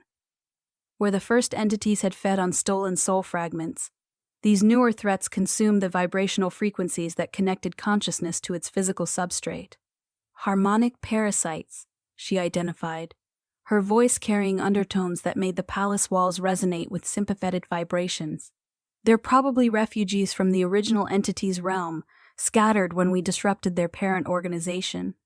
They've found a new feeding ground where their specialized abilities give them maximum advantage over the pawn." Native consciousness. Prince Caelum studied tactical displays that showed energy flows throughout the affected realm, his seasonal authority allowing him to perceive patterns that remained invisible to other forms of supernatural consciousness. "The corruption is spreading along the crystalline networks that connect individual minds to their collective awareness. If we can't stop the process soon, an entire civilization spanning millions of conscious entities will be reduced to inert mineral deposits." The scale of potential loss was staggering, yet it represented exactly the kind of challenge their prototype defense system had been designed to address. Multiple realms in their network had reported similar threats, suggesting a coordinated campaign by surviving parasitic entities to establish new feeding grounds in dimensions that lacked experience defending against such specialized attacks. "We need to coordinate response from every realm that's faced harmonic interference," Elara declared, her strategic thinking having evolved to encompass challenges that spanned multiple dimensional clusters. This isn't an isolated incident, but part of a larger pattern that requires systematic countermeasures. The next 48 hours blurred together as they mobilized resources from across their allied network, coordinating efforts between consciousness types that had never previously attempted collaborative operations. The realm of living light contributed energy manipulation techniques that could disrupt parasitic feeding cycles, while the domain of crystallized time offered temporal stabilization methods that could slow corruption long enough for more permanent solutions to be implemented. Most crucial was assistance from the plane of harmonic resonance, a dimension populated by beings whose entire existence revolved around understanding and manipulating vibrational frequencies. Their expertise proved essential for developing countermeasures that could eliminate the parasites without damaging the crystalline consciousness they had infiltrated. The key is disrupting their metabolic harmonics without affecting the host frequencies, explained Melodia Ecohart, the harmonic plane's primary representative, her voice creating visible patterns in the air that illustrated complex mathematical relationships. These parasites have evolved to mimic the resonance signatures of their hosts almost perfectly, making targeted elimination extremely difficult. Working together, the Alliance developed a multi-phase approach that combined Elara's ability to bridge different forms of consciousness with Lady Seraphina's mastery of lunar cycles that governed natural harmonic progression. Prince Caelum's seasonal authority provided the temporal framework necessary to coordinate actions across multiple realms simultaneously, while their allied specialists contributed expertise that none of them could have developed independently. The rescue operation required them to enter the realm of singing crystals directly, experiencing consciousness in a form that challenged every assumption about the relationship between identity and physical substrate. Elara found herself temporarily distributed across crystalline blood matrices that spanned continents, her awareness fragmenting and reforming as she learned to navigate existence as pure harmonic vibration. The sensation was simultaneously terrifying and exhilarating, like discovering that consciousness could exist in configurations that transcended individual embodiment entirely. Through the crystalline networks, she could perceive the thoughts and emotions of millions of entities simultaneously, their collective awareness creating symphonies of meaning that no single mind could have produced independently. Yet within this vast harmonic tapestry, the parasitic interference created dissonance that threatened to unravel the entire structure. The invading entities were methodically corrupting resonance patterns that had taken millennia to develop, replacing harmonious cooperation with chaotic frequencies that served only their own feeding requirements. They're not just consuming energy, she realized, her insight propagating through the crystalline network faster than thought itself could travel. They're rewriting the fundamental harmonic laws that govern consciousness in this realm, trying to transform the entire dimension into a feeding ground optimized for their survival. The discovery triggered coordinated response from their allied forces, each group contributing specialized abilities that addressed different aspects of the threat. The operation that followed resembled a surgical procedure performed on cosmic scales, requiring precision that exceeded anything they had previously attempted while working under time constraints that allowed no margin for error. Lady Seraphina coordinated lunar influences that restored natural harmonic progression to corrupted sections of the crystalline network, her restored abilities allowing her to work directly with forces that govern the cyclical nature of consciousness itself. Prince Caelum managed temporal flows that synchronized their various interventions across multiple dimensional layers, ensuring that solutions implemented in one region didn't create problems elsewhere in the network. Elara served as the primary interface between their rescue team and the crystalline consciousness, her unique nature allowing her to translate between different forms of awareness while maintaining coherent communication across species barriers that had never been bridged before. The experience expanded her understanding of what consciousness could become when freed from assumptions about individual embodiment. The battle against the harmonic parasites lasted 3 days by external time measurement, though duration became meaningless within the crystalline realm where experience unfolded according to musical rather than chronological progression. When victory finally came, it manifested as the restoration of harmonies that had been silent for months, crystalline voices joining together in celebration that could be heard across dimensional boundaries. The network is healing, Melodia Ecoheart reported as they prepared to return to their own realm, her communication now including harmonic elements contributed by the grateful crystalline consciousness. The parasites had been eliminated, and the damage they caused is regenerating faster than our most optimistic projections suggested possible. Yet their success came with sobering recognition that this represented only the first of many such crises they would face, as surviving invasive entities sought new feeding grounds throughout the prowl. Dimensional clusters connected to their network. Each victory would provide intelligence about enemy capabilities while revealing new vulnerabilities that required different defensive approaches. "We're not just fighting individual threats anymore," Prince Caelum observed as they materialized back in their palace, his expression mixing satisfaction at their success with concern about the larger pattern it revealed.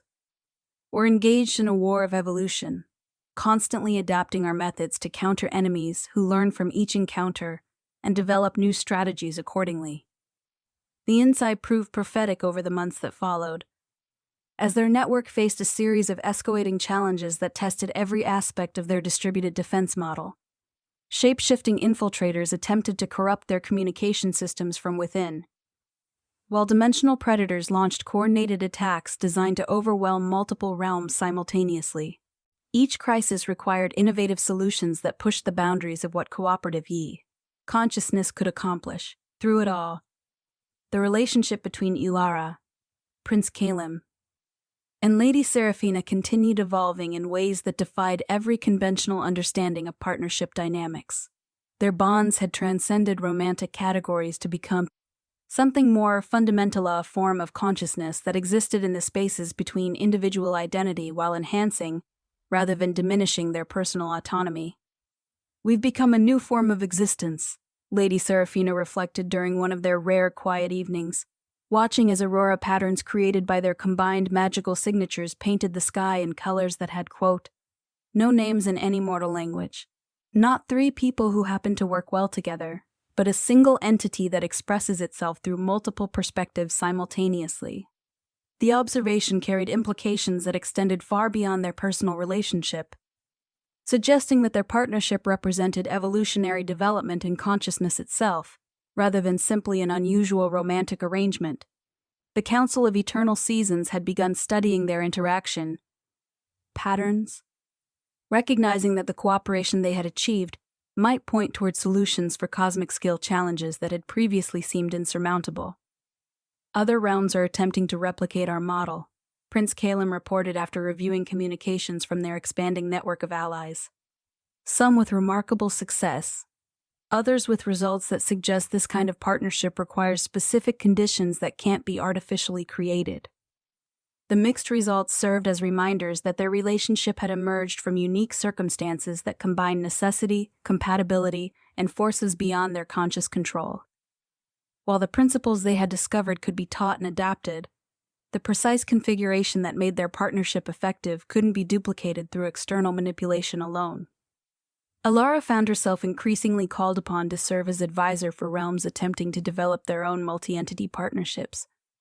Her perspective as someone who had undergone transformation from purely mortal to hybrid consciousness, providing insights that purely supernatural beings couldn't access. The role required her to articulate principles that she had learned through experience rather than theoretical study, translating intuitive understanding into practical guidance that others could follow. The key is recognizing that cooperation requires sacrifice of individual control without abandonment of individual identity. She explained to a delegation from the realm of flowing metals, their consciousness existing as liquid intelligence that moved through metallic substrates in patterns too complex for external observation to follow. You have to trust your partners completely while maintaining the boundaries that preserve what makes each perspective valuable. The advice seems simple when stated directly, yet implementation required emotional maturity and spiritual development that took years to achieve, even under optimal conditions. Many attempted partnerships failed because participants tried to merge completely rather than finding balance between unity and autonomy, while others collapsed due to insufficient trust to allow genuine vulnerability between partners. "We've become teachers of something we're still learning ourselves," Lady Seraphina observed with amusement that carried undertones of genuine wonder at how their lives had developed. Every day reveals new aspects of what our relationship can accomplish, new possibilities for how consciousness can organize itself when freed from traditional limitations. The teaching role led to establishment of what became known as the Academy of Cooperative Consciousness, a multidimensional institution where beings from across their allied network could study principles of partnership that transcended species boundaries. The Academy's curriculum combined theoretical frameworks with practical exercises designed to help participants discover their own capacity for the kind of cooperation that their partnership exemplified. "We're not trying to create copies of ourselves," Prince Caelum emphasized during the Academy's inaugural address, his words carrying harmonics that seemed to resonate with fundamental forces governing reality itself. "We're helping others discover what forms of partnership work best for their unique circumstances, their particular combination of abilities and challenges." The institution grew rapidly as word spread about its effectiveness in developing cooperative consciousness that enhanced rather than diminished individual capability. Students arrived from realms that had never previously imagined consciousness could organize itself in configurations that transcended traditional hierarchical or competitive models. Among the Academy's most remarkable graduates were the triad of resonant storms, three weather entities from the atmospheric realm who had learned to coordinate their individual tempests into unified phenomena that could heal climate damage across entire continents. Their success demonstrated that the principles underlying effective partnership could be adapted to consciousness types that bore no resemblance to anything from humanoid experience. Similarly impressive were the quartet of living equations, mathematical consciousnesses from the realm of pure logic, who had discovered that their individual computational abilities increased exponentially when properly coordinated rather than simply added together. Their breakthrough helped solve resource allocation problems that had plagued multiple realms for centuries. Each success story reveals new possibilities, Elara noted while reviewing Academy progress reports that painted patterns in the air as data streams flowed between different dimensional monitoring systems. "We're not just teaching cooperation, we're discovering what consciousness can become when it stops limiting itself to traditional organizational models." The Academy's influence extended beyond education into active research that pushed the boundaries of what partnership could accomplish. Advanced students worked on projects that addressed cosmic-scale challenges requiring coordination between consciousness types that had never previously attempted collaborative operations. One such project involved developing communication protocols between the realm of liquid time and the domain of crystallized space, two dimensions whose fundamental nature made interaction seem theoretically impossible. Yet students from both realms succeeded in creating interface methods that allowed their radically different forms of consciousness to share information and coordinate activities. The breakthrough came when they stopped trying to translate between their different conceptual frameworks and instead developed entirely new languages that both sides could learn, reported Dr. Synthesis Bridgewing, the project's primary coordinator. They created something unprecedented rather than trying to force compatibility between incompatible systems. The innovation exemplified principles that had become central to the Academy's approach, emphasizing creation of new possibilities rather than adaptation of existing methods. This philosophy reflected the foundational experiences of Elara, Prince Caelum, and Lady Seraphina, whose partnership had succeeded precisely because they had been willing to explore territory that had no precedent in the history of any realm. "We're teaching the universe to evolve," Lady Seraphina reflected during one of their evening strategy sessions, her words creating silver patterns in the air that briefly became visible before dissolving into component energies. Every successful partnership expands the range of what consciousness considers possible, opening doorways to achievements that no individual entity could have imagined. The observation proved prescient as reports arrived from across their network describing innovations that seemed to emerge spontaneously wherever effective partnership took root. Realms that had struggled with resource scarcity for millennia discovered abundance through cooperation that multiplied rather than divided available assets. Dimensions that had been trapped in stagnant patterns for eons began experiencing rapid evolution as diverse perspectives combined to generate unprecedented solutions. "We've started something that's taken on a life of its own," Prince Caelum observed while monitoring energy flows that showed increasing connectivity between realms that had previously remained isolated. The network we created to coordinate defense has become a catalyst for transformation that extends far beyond military applications. The defensive applications remained crucial, as evidence mounted that their success against invasive entities had triggered retaliation from powers that operated on scales even larger than those they had previously encountered. Deep space monitoring stations detected disturbances in the cosmic background that suggested beings of planetary scale were beginning to take notice of their activities. "Something big is coming," Elara announced after analyzing sensor data that painted troubling patterns across multiple dimensional layers. The entities we've been fighting were apparently scouts or refugees from something much larger, and our success has finally attracted attention from whatever drove them into our dimensional cluster in the first place. The intelligence they gathered painted a picture of threats that challenged every assumption about the nature of consciousness and its relationship to physical reality. The approaching entities seemed to exist as living galaxies, their forms spanning light years while their consciousness operated according to temporal scales that made millennia seem like heartbeats. "They view our entire dimensional cluster as a potential feeding ground," Lady Seraphina reported after consulting with far-seeing oracles from the realm of prophetic visions. To them, individual realms are like cells in a larger organism, while beings like us register as microscopic parasites to be eliminated if we prove troublesome. The scale of the threat exceeded anything their network had been designed to address, yet it also represented validation of the cooperative principles they had been developing. If individual realms couldn't hope to resist entities of galactic scale, their only chance lay in coordination that achieved unprecedented levels of unity, while preserving the diversity that made such grand cooperation effective. "We need to evolve again," Elara declared, her voice carrying harmonics that seemed to make the entire palace resonate with renewed purpose. "Everything we've learned about partnership, cooperation, and distributed defense needs to scale up by factors that challenge our understanding of what consciousness can accomplish." The challenge they faced would require expansion of their academy's mission from teaching individual partnership to coordinating cooperation between entire dimensional clusters. The communication networks that had served them well for local threats would need enhancement to handle the kind of massive coordination required to present a unified front against entities that measured their existence in cosmic time.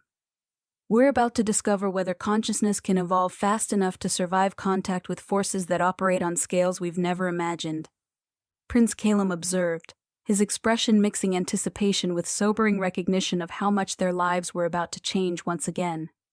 Yet as daunting as the challenge appeared, all three partners felt excitement building alongside their concern. They had started this journey as individuals facing an impossible situation, yet had discovered that impossible things became possible when approached with sufficient creativity, determination, and willingness to transcend conventional limitations. "Whatever comes next," Lady Seraphina said, her silver eyes reflecting depths that seemed to contain entire galaxies of possibility. "We face it as partners who have proven that love multiplies strength rather than dividing it, that cooperation creates capabilities that no individual could possess, and that consciousness can evolve beyond any limitations that seem permanent from within those constraints." The future they contemplated held challenges that would test every aspect of their partnership and every principle they had discovered about effective cooperation. Yet they approached that vast unknown with confidence born of trials survived and bonds forged in the crucible of cosmic necessity, knowing that whatever evolved from their efforts would honor both the humblest personal concerns and the grandest cosmic principles.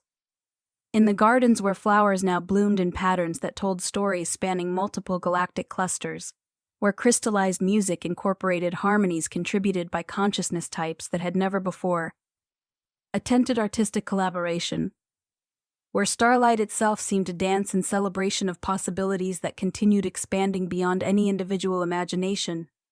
Three beings who had found each other across the vastness of cosmic space, prepared for challenges that would determine the fate of consciousness itself, across scales that dwarfed their previous understanding. Their story had grown from desperate bargain to cosmic evolution, from personal survival to universal transformation. From individual love to partnership principles that were reshaping how consciousness organized itself throughout realms they had never seen, but whose welfare had become inseparable from their own.